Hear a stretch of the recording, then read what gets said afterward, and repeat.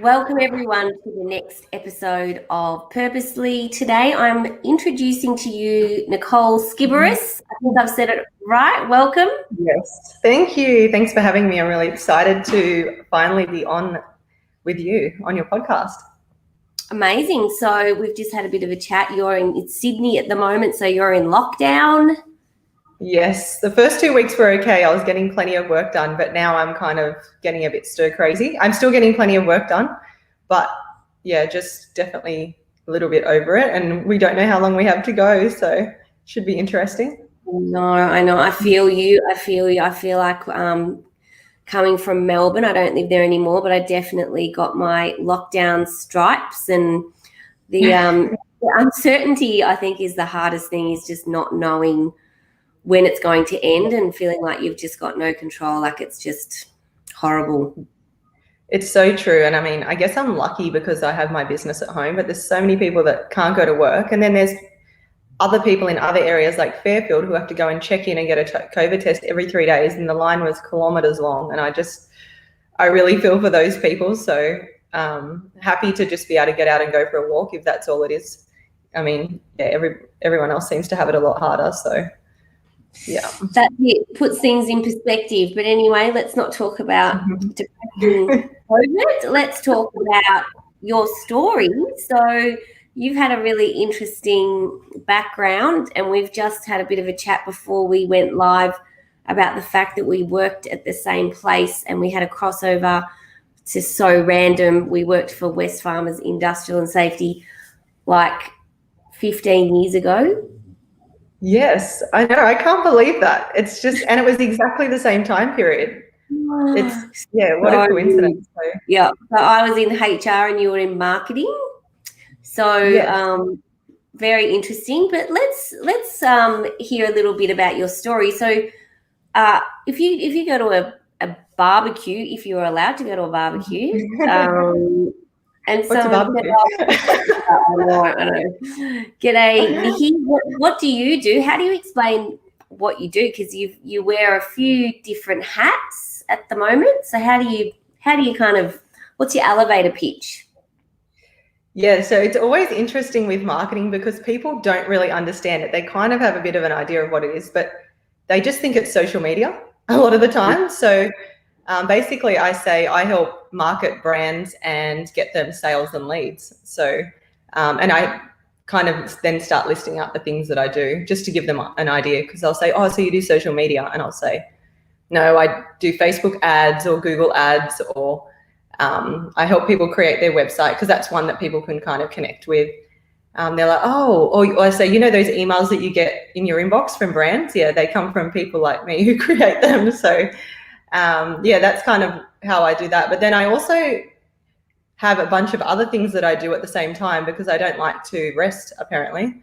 So when I basically started out in my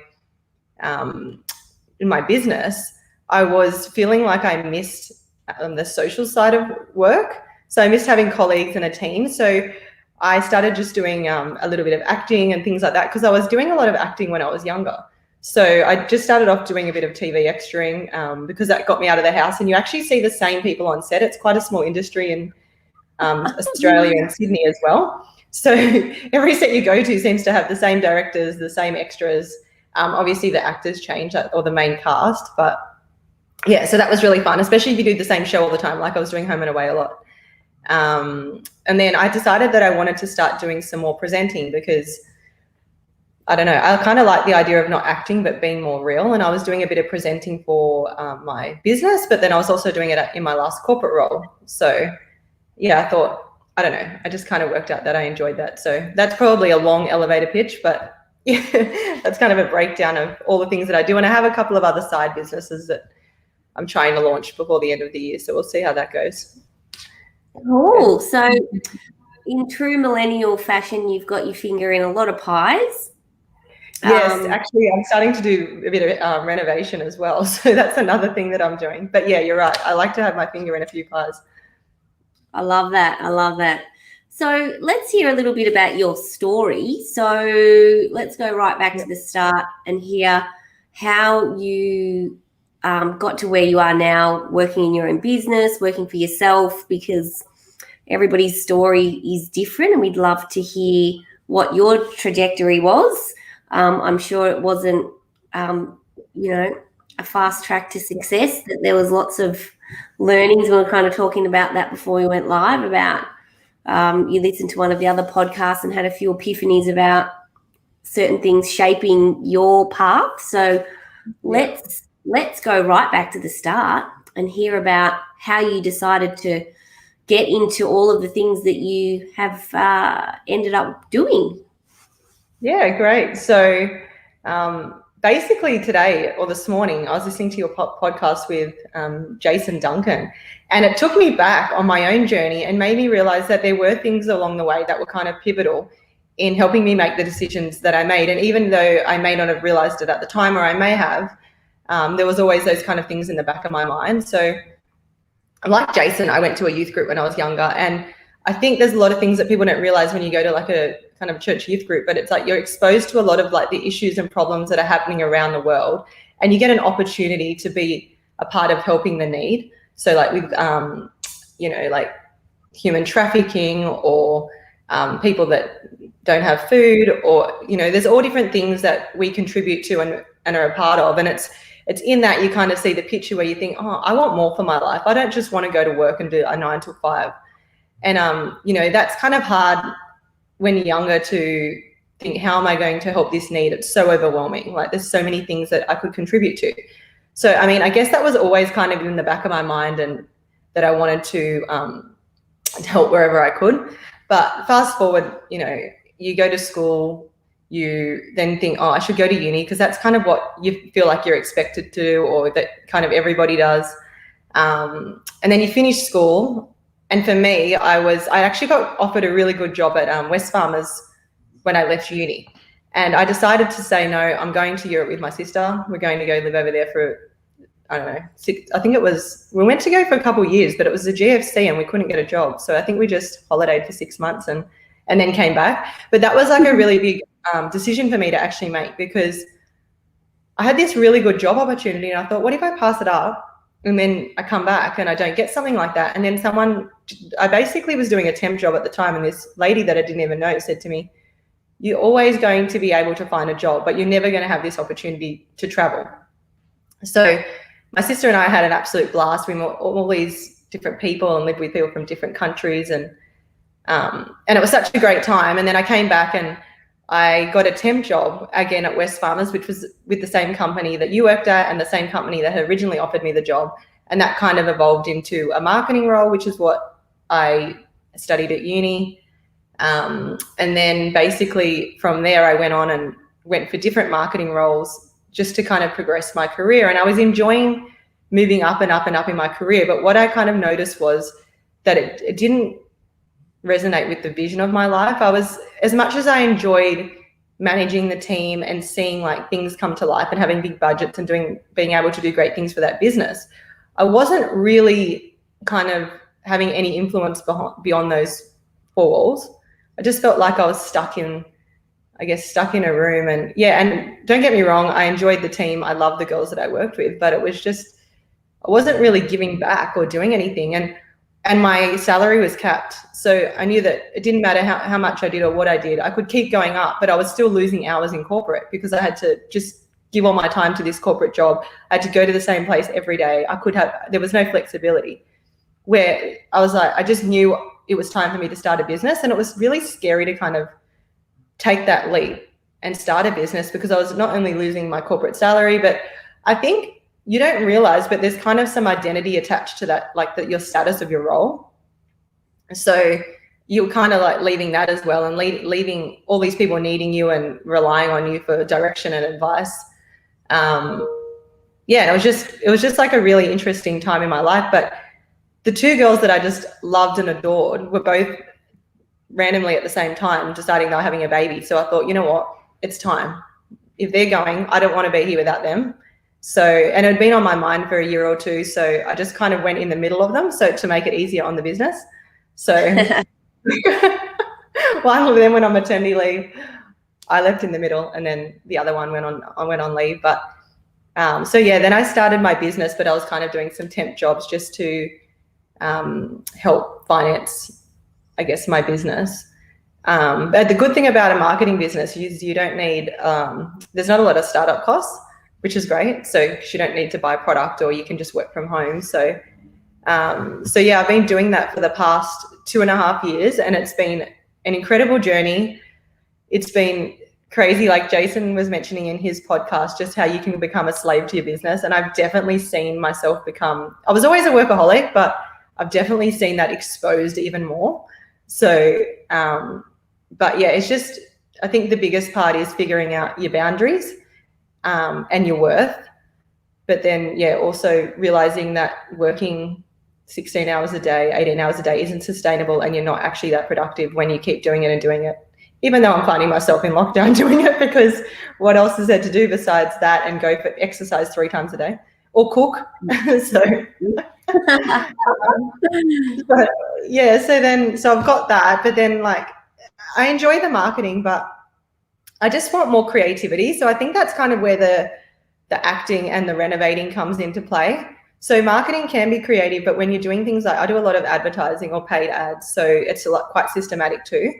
And there's a lot of frustrating things that come with digital marketing, and that is that they keep evolving and changing all the time. So you have to keep updating your skills. And with something like Facebook ads, it's literally like changing every week, particularly when there's other variables involved, like Apple blocking data collection. And so, yeah, you just have to find new strategies and ways to counteract things. So I thought, you know what, I wanted to do like more property development and renovating for so long. So I took the Cherie Barber Renovating for Profit course, and I've started working with Oak & Orange, who do a lot of new home builds. And I also worked in a lot of construction companies, like prior to, like in my corporate role. So I think that's kind of where the kind of building, I guess, interest or inspiration came from. And then the acting I always did as a kid, and I did I did a lot of that as a kid, and I don't know why I didn't go into that and go to maybe do NIDA or something. But yeah, now I'm trying to do more acting and presenting, so I can kind of incorporate that into my business a little, and the renovating. But then I'm also looking to do more of that with an agent. But it's hard because you've got to get a show reel first. So working on that as well. And then I'm always bored. So then my sister and I decided that we might start a little side business just for a Christmas venture at the end of the year. And then maybe launch some digital products. I think there's a few other things I'm doing as well, but I can't remember because there's so many of them off the top of my head. So, but yeah, that's kind of like where I am today. But I just know that I need to have things that are going and money coming in all the time if I want to be able to help and contribute to these things more and more. Like, yes, I have 2 sponsor kids now. Yes, I can donate money to this. Yes, I can give my time to certain charities, but it's not enough. Like, if I really want to see a big contribution, like I can collectively work with people at church, and like we can all combine together and do one thing. But then if I want to like do something bigger than that, or even impact people in my immediate life and help people like financially or with whatever they need and have more freedom to be able to do that, you need to like have a good backing behind you. So I guess that's kind of for me the main driver for everything that I do and for the reason I started my business. So sorry, that was like a massive mouthful. That's all right. No, it's really interesting. I love hearing the story behind the story. So if I could just ask a few questions, I'm just interested. So what led you to doing acting when you were a kid, and were you in anything that we might know? Like, would we have seen you in something? You said that you've been on Home and Away, but what's your claim to fame?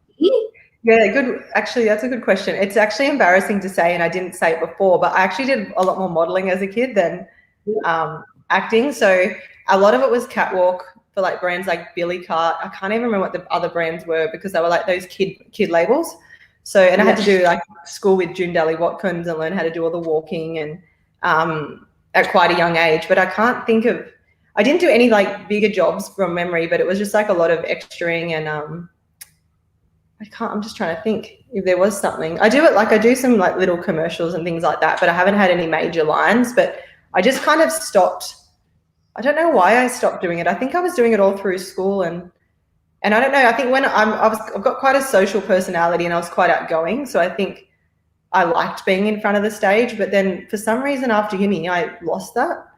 But it's just funny how I've kind of found my way back into that. But I'm just trying to think. I don't think I have anything that I could, besides all those modelling things that I did, that are probably a claim to fame. So that's all right. So what's it like being a kid though, being in that industry? Because I mean, you hear a lot of bad stuff about the modelling world, about the fashion industry, about even TV, just that it's really toxic, that that sometimes young children are told awful things about the way that they look, or you should you're too fat, or did anything like that happen to you? Was it a positive or a negative experience? No, I think it was positive. The only negative thing I remember was that I started when I couldn't read. So like you would get scripts, and I remember the first time I was at some big acting school. I can't even think of the name of it now. It's been so long. But there was some other celebrities, I think they're from kid celebrities, they're from East Street, and they could read. And I was like, Mum, I can't go back until I can read, because like you don't even think about that. But yeah, like if they're asking you to read scripts. But other than that, no, I guess I was a really skinny kid. So I think that really helped. Like I could eat anything and not put on weight. So there was no nothing, no problems there. I think that's why I always got it sounds embarrassing to say, but like the swimmers or something like that, they'd always have me in like those kind of, or like things that were like a tighter fit. But so I was kind of lucky like that. And to be honest, I feel like as an adult, the TV industry for me has been so redeeming. Like it is the most beautiful people. Like it's like family. Everyone is so nice. Everyone's so encouraging. I was absolutely shocked on my first day on a TV set. I'm like, wait, isn't this not meant to be like this? Why is everybody so nice? And I mean, with COVID, we've been fortunate enough to have a lot of American Netflix series and movies being filmed here, and it's all the same. Everyone's so respectful. I just blown away by the industry and how great it is. So I would highly recommend it. I mean, I know that unfortunately hasn't been the same experience for a lot of people, but probably once you go higher and you're dealing with bigger producers and things like that, it can be a problem. But if you have a good agent, they protect you a lot and kind of do all the work for you. So yeah, very, very lucky there. That's awesome. Well, I love to hear stories that are, contradict the bad press. So that's awesome. So what's been your biggest learning from working in that industry and being in front of the camera? Because I think that a lot of people really struggle with social media, getting in front of the camera. If you're a business owner, like really selling yourself and having the confidence to be yourself and like speak from the heart. Like a lot of people think that if I do social media content, I've got to be a certain person or speak in a certain way. What's your advice to people who are scared and thinking I can't do that? Because I say just give it a go. It's not what you think. When you get there, everybody is so nice and so lovely, and everybody just wants to help you. So if it's your first time, someone will come along and be like, oh, don't worry, just do this, I've got you.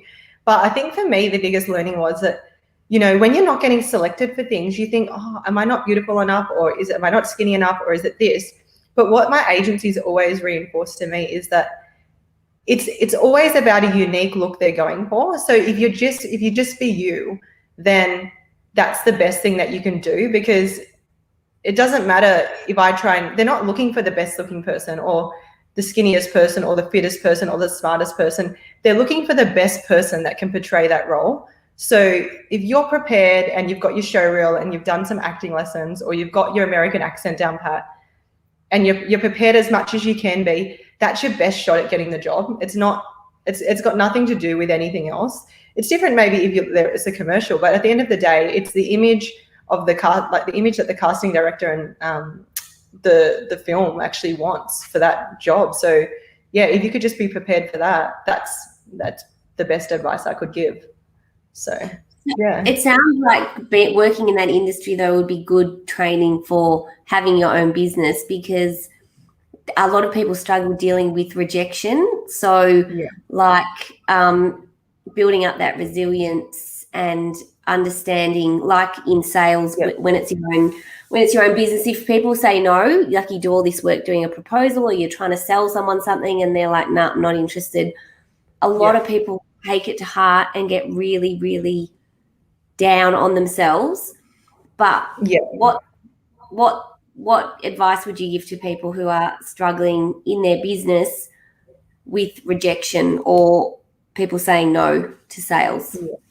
So I think it's good to surround yourself with like-minded people, because you'll realize that you're not the only person getting rejected.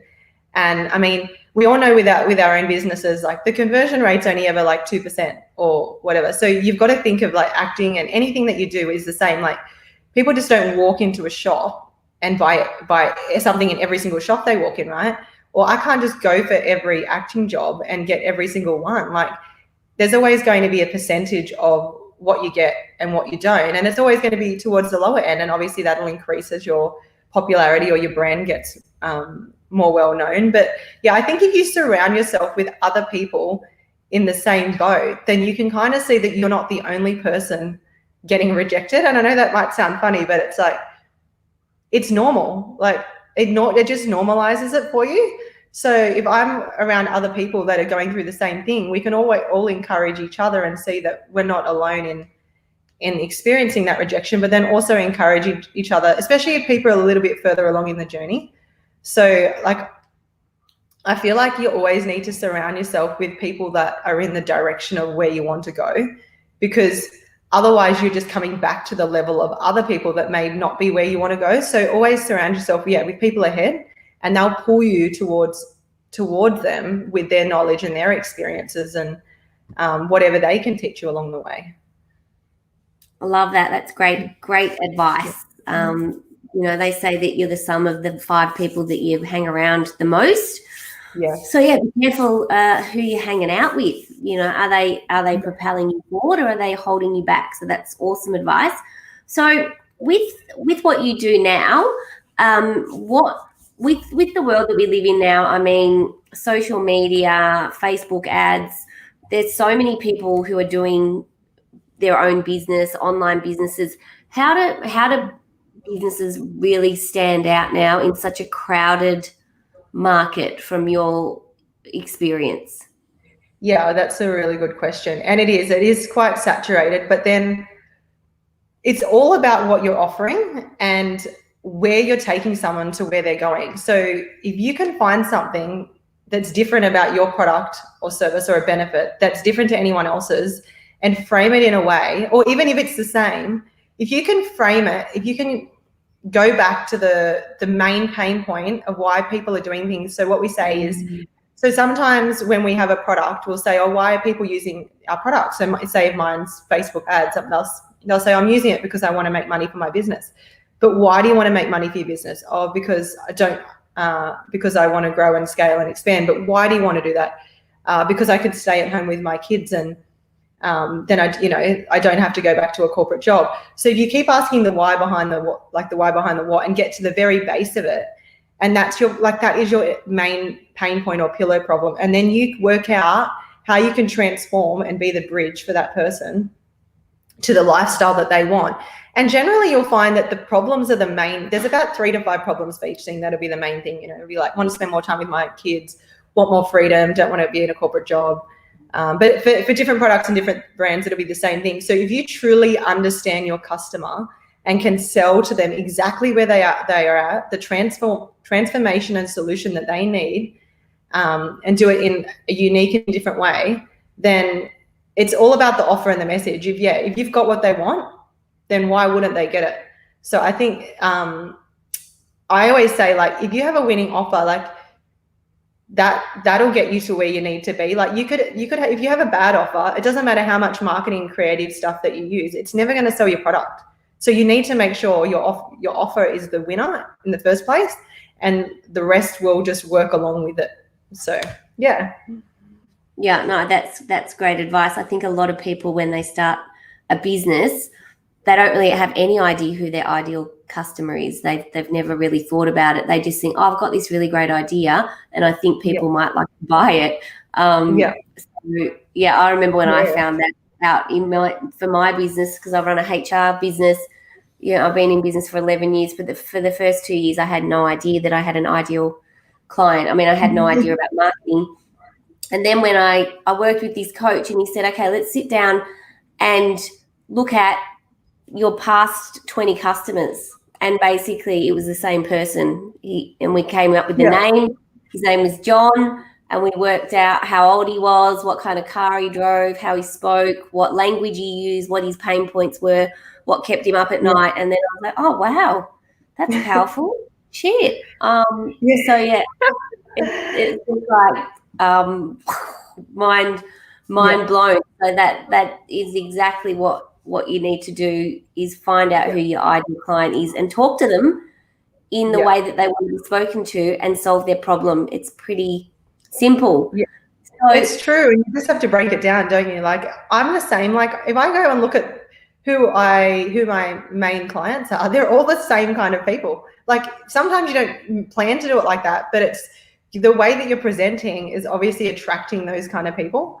So it's cool that you did all that. And I think having a coach, like, I think there's a lot of people go, oh, coach, like there's it could mean so many different things, but I've noticed that if you have a coach and they're a really good one, they can really change the direction of your business. And it sounds like your coach really helped you in that way. Massively. No, I've always worked with coaches over the last 11 years in different forms. But I think it's, like you said, it's really important to surround yourself with people who can mentor you or show you things that you don't know because they've done it before. And I've worked with lots of different coaches at different parts of my business, because I think that you can't just stay with the same coach for 10 years. You need to find the coach that's going to get you to that next step and then work with them. And then it doesn't mean that you don't like them or they're shit. It just means that they've taught you everything that they can, and then it's time to find another one. So that's true. Fast forward to now. So what's the future look like for Nikki? What do you want to achieve over the next 1, 3, 5 years? What's the strategy for your business, which is called Your Marketing Girl? Is that what it's called? Miss Marketing. Miss Marketing. Sorry, I was kind of close, but not really. So no, you're totally close.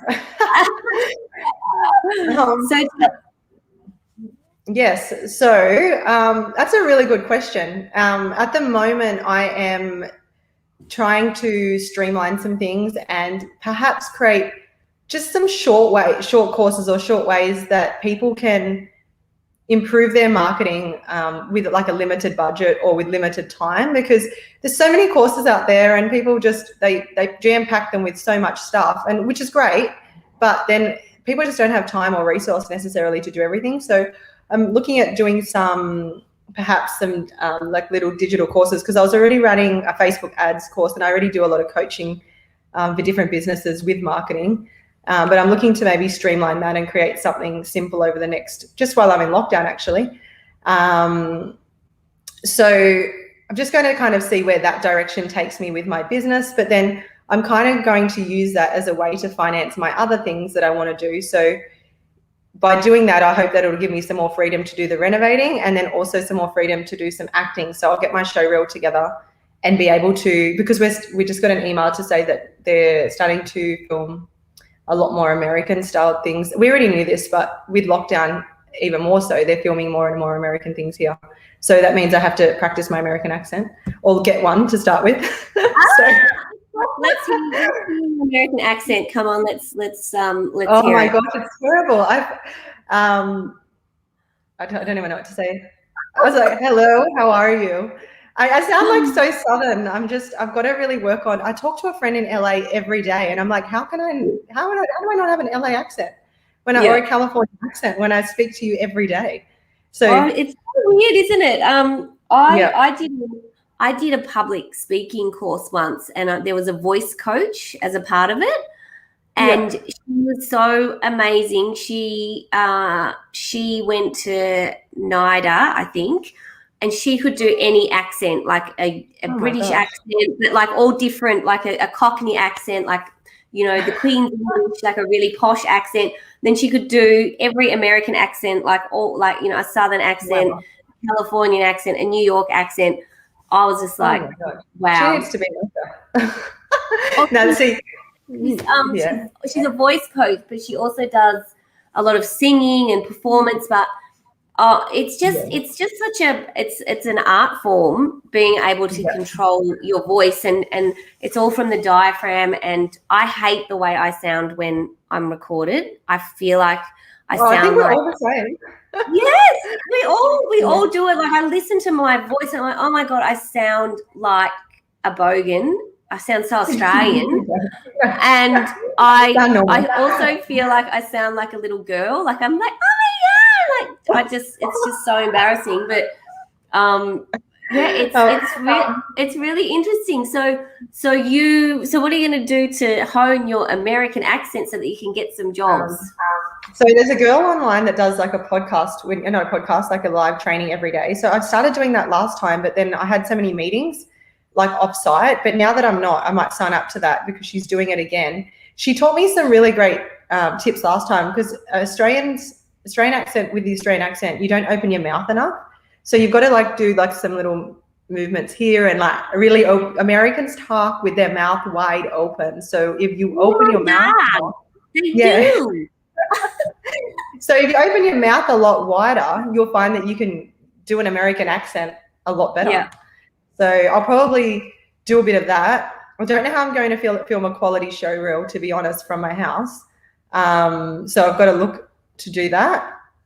And then I was helping a friend out with his renovating as well, and I can't do that now. So I'm just doing like little cooking videos and stuff instead, and putting them on my renovating page. But that also helps with the acting and the presenting, because you're practicing and honing those skills just by doing it off the cuff.